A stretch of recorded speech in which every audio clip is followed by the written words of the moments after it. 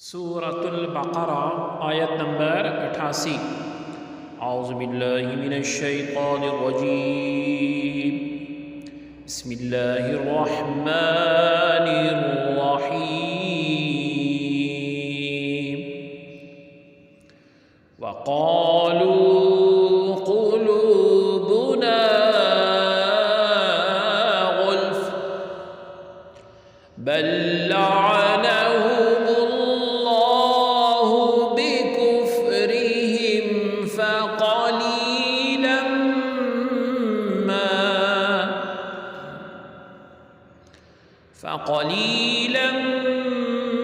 ما يؤمنون۔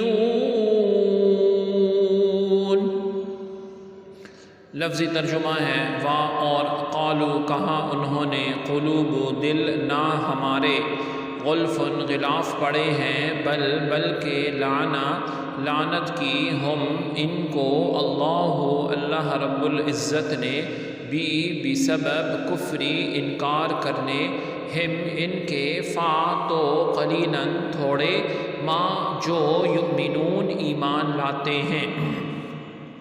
با محاورہ ترجمہ ہے اور یہودیوں نے کہا ہمارے دلوں پر غلاف ہے، ایسا نہیں بلکہ ان کے کفر کے باعث اللہ رب العزت نے ان پر لعنت کر دی ہے، سو وہ بہت ہی کم ایمان رکھتے ہیں۔ آیت کی تفسیر میں فرمایا گیا قلوبنا غلف، یعنی یہودیوں نے کہا کہ ہمارے دلوں پر پردے ہیں۔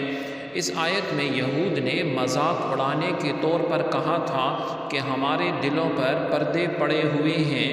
ان کی مراد اور مقصد یہ تھی کہ نبی علیہ السلام کی ہدایت ان کے دلوں تک نہیں پہنچتی، یعنی وہ یہ کہتے تھے کہ آپ جو بات کرتے ہیں وہ ہدایت کی بات ہمارے دلوں تک نہیں پہنچتی۔ اللہ رب العزت نے اس بات کا رد فرمایا اور اس کے خلاف ان کو جواب دیا گیا کہ وہ جھوٹے ہیں۔ اللہ رب العزت نے دلوں کی فطرت پر سب کو پیدا فرمایا ہے، یعنی سب کے دلوں میں حق قبول کرنے کی صلاحیت اور طاقت رکھی ہے، اور جب کبھی بھی کسی انسان کے سامنے حق رکھا جائے اور وہ ضد نہ کرے تو وہ ضرور حق کی طرف مائل ہوگا۔ یہودیوں کا ایمان نہ لانا ان کے کفر کی شامت ہے، یعنی یہود جو ایمان نہیں لاتے یہ ان کے اللہ رب العزت کی آیتیں، انبیاء کو شہید کرنا اور بار بار کفر کرنا، انکار کرنا، یہ اس کا اثرات ہیں، ان کے اثرات ہیں کہ یہ رسول المرسلین صلی اللہ تعالیٰ علیہ وسلم کی نبوت پہچان لینے کے بعد انکار کرتے ہیں، تو اللہ تعالیٰ عز و جل نے ان پر لعنت فرمائی ہے۔ ان کا یہ اثر ہے کہ وہ قبول حق کی نعمت سے محروم ہو گئے۔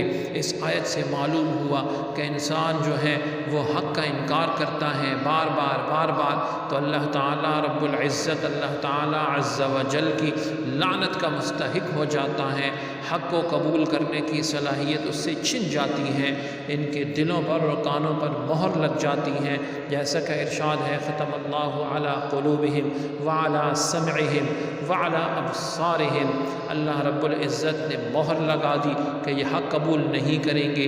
ہاں کیوں کہ ان کے دلوں پر، ان کے کانوں پر، وعلی سمعہم، اور ان کے کانوں پر اللہ رب العزت جو ہے ہمیں اس ضلالت سے محروم جو ہے، ضلالت سے اللہ رب العزت جو ہے وہ بچائے اور دنیا اور آخرت کی نعمتیں اور حق کو قبول کرنے کی استعداد نصیب فرمائے۔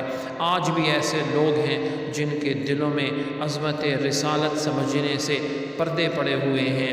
امت میں ایک جماعت ایسی بھی ہے جو نبی علیہ السلام کی شان میں گستاخی کرتے ہیں، ایک وہ ہیں جو بہت جو ہے حد سے بڑھ جاتے ہیں، دونوں ہدایت سے نکل گئے۔ اللہ رب العزت ہم سب کو ہدایت نصیب فرمائے۔ سبحانک اللہم و بحمدک، اشہد ان لا الہ الا انت، استغفرک و اتوب الیک، صلی اللہ تعالی علی خیر خلقہ محمد وعلی آلہ و اصحابہ اجمعین برحمتک یا ارحم الراحمین۔